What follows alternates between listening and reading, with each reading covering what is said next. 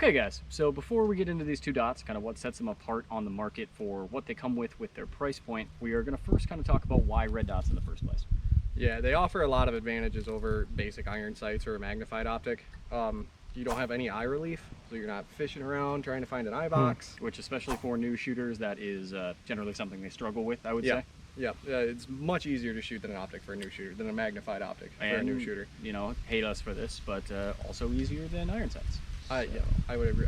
It's important to know how to use irons, for sure, I guess, but red dot is going to be a lot less steep of a learning curve. Quicker to pick up as well, as far as just being able to either both eyes open, or even if you are taking a more precise shot, closing that left eye, you're still able to pick that up a little bit easier than you are with irons. Yeah, and if you're not a new shooter, there's still a lot of advantages. It's a lot quicker target to target. With the red dot than it is irons, or I mean most magnified optics. Yeah, a one power variable might be kind of similar, but you still have to deal with an eye box. And we'll kind of compare it. We have a LPVO as well that we're going to kind of talk about the functionality of that as well in comparison to a standard red dot, and all of these actually fall around the same price point, so it is kind of neat to see, you know, what is out there on the market for those options. So starting off with the Vortex Crossfire RD2, this is a very nice little red dot. Nothing too crazy in terms of bells and whistles. It does have a manual illumination selector on here, which is quite stiff as well. Yeah, I'm not a fan of the illumination dial on that one. And it does have actually 11 settings in terms of brightness, 2 of which are for night vision, which is pretty cool that they include that on an obviously civilian budget optic. Yeah. But these guys run about 150 for these ones when I picked this one up. Very sleek profile, very lightweight, and it does actually have a skeletonized riser both on the rear here, so you can see through your irons if you had to, but as well as the side just to take off some of that weight. They are 2 MOA red dot reticles, so you are within 2 minutes of angle on your target at 100 yards, which is pretty standard, nothing super crazy, but it's really all it needs to be for a red dot. Yeah, red dots aren't really intended to be crazy long range optics. For sure. They can reach out, but not. And when you throw a magnifier behind it, your range is going to be extended, obviously, by about 3 times power, but your reticle is still going to be within that same 2 MOA. Yep. Now, the Romeo. The Romeo, again, another very basic, simple red dot. There are a couple things on the Romeo that I prefer over the Vortex. You have 2 buttons on top, just up and down for your brightness, rather than a dial where you have to pull the whole rifle back and look on top and crank with both hands because it's way too stiff. But the biggest advantage of the Romeo that I see over the Vortex is, I'm not sure if Sig calls it shake away or MOTAC. It is their MOTAC system, but it's essentially just shake awake. So when it is in motion, that red dot actually manually or automatically turns on. Yeah, you never have to worry about turning your optic on or off. It'll time out after 10 minutes, and then as soon as it senses even the slightest little bit of motion, it turns the dot back on, which is really handy. It really is, and I can tell you I have left mine on pretty much every time I've ever shot, and you know, 2 days later I'll pull it out and go, oh my god, I left my dot on. That doesn't happen with that system. Yep. So.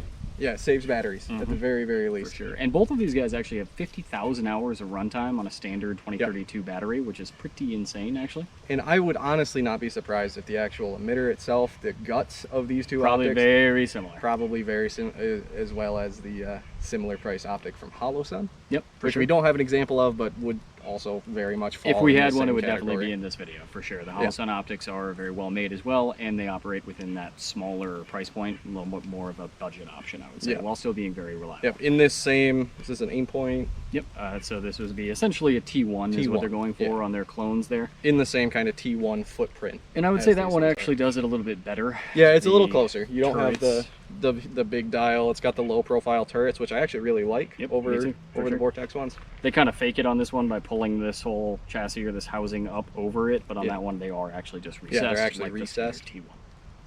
Very cool. Yeah, let's shoot them a little.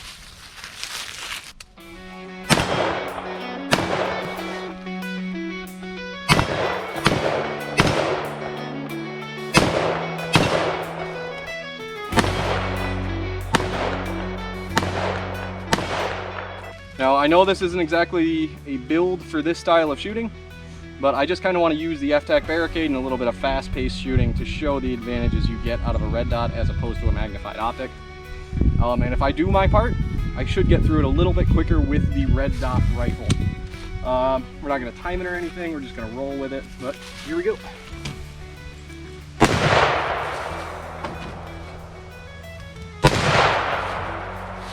slow part is where this gets real sketchy. $5, $5,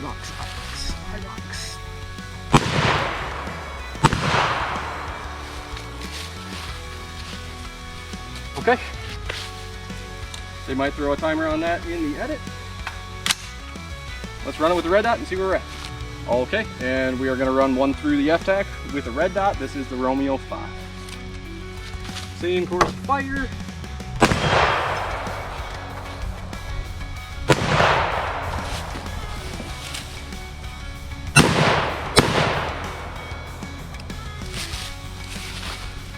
I don't know if that was quicker, but it was a whole lot easier to do with the dot.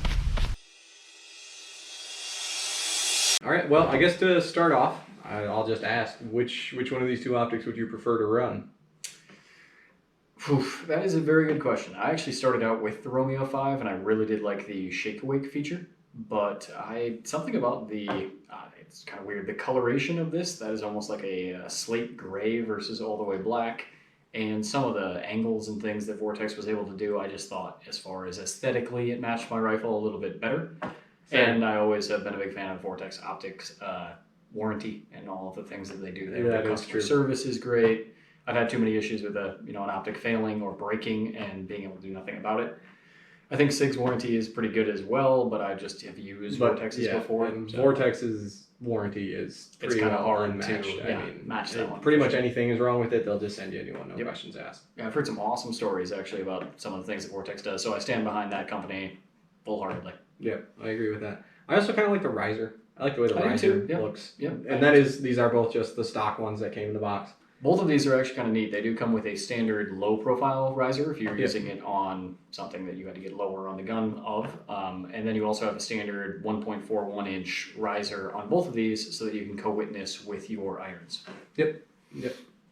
And I believe that's straight co-witness, right? That's not lower 1/3 or anything? Correct. No, just straight with standard AR-15 iron sights, but I've never seen an issue with it. It's pretty standard with my embosses, so it works for me.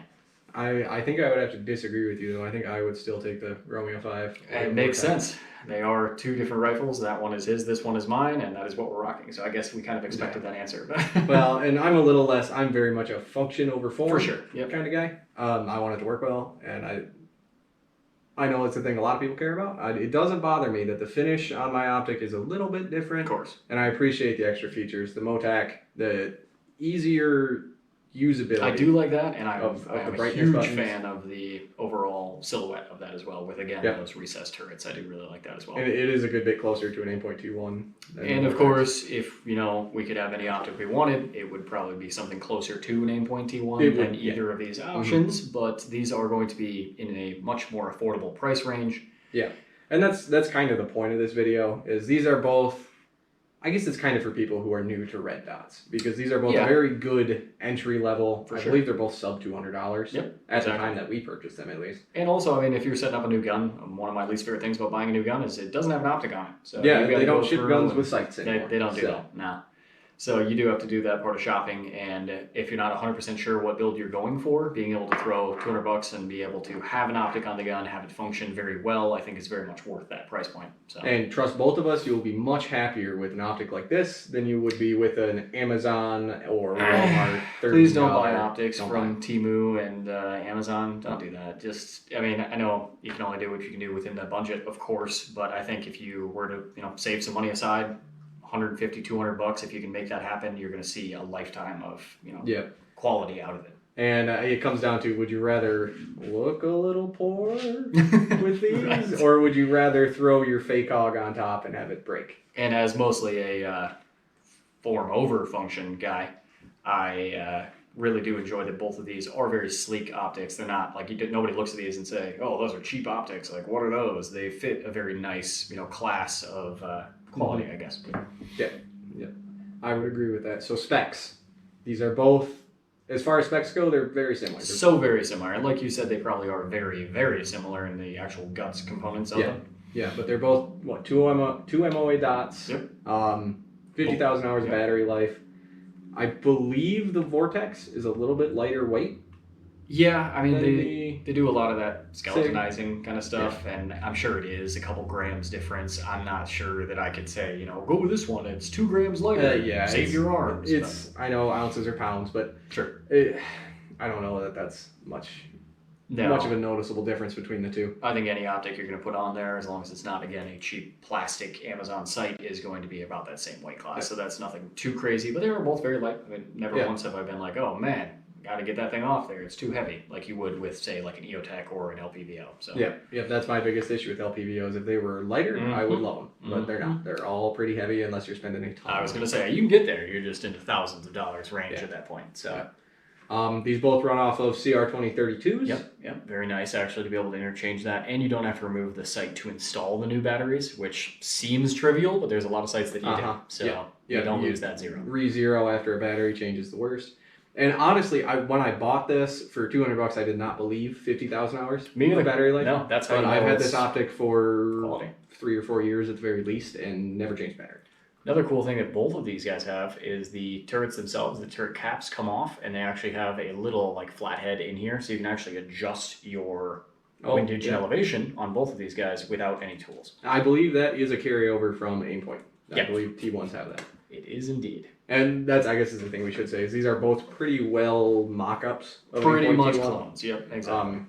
They're not a direct clone. It's just that's the form factor that works, and that's the form factor everybody uses. Exactly. Yep.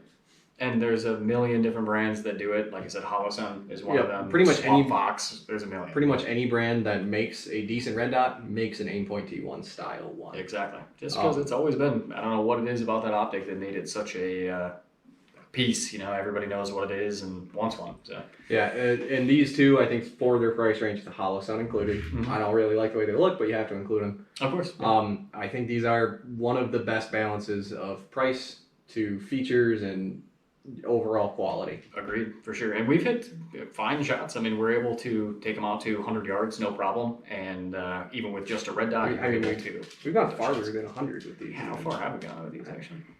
I don't think we've pushed them past 2 or 3, but we got it pretty far. But we do, we're kind of notorious for swapping optics out and such as well. So this isn't always the optic that's being ran on this, but this is kind of like the grab and go setup. I'd like to have this one on here at all times unless I'm doing something kind of specific. But yeah, so as far as these two and which one is right for you, it really just kind of comes down to what you like better, whether it's looks, weight, kind of the functionality of that MOTAC of the Sig. But don't get too lost in the sea of choices, I would say. I think these really are pretty much the top tier for that price point and in the T1 style. Yeah. And these and the HoloSun. And the HoloSun, yeah. And even, I mean, HoloSuns, I've heard nothing bad about them. I've actually never owned one, so I don't really have anything to say about how they are. I've just always kind of gravitated towards more brands that have been out and have great warranties and things like that over HoloSun. But we will probably pick one up in the future and kind of delve deep into one of those as well. All right, I think that about sums it up. I think that's about it. As always, you guys have a great day. Thank you so much for watching, and make sure to like and subscribe.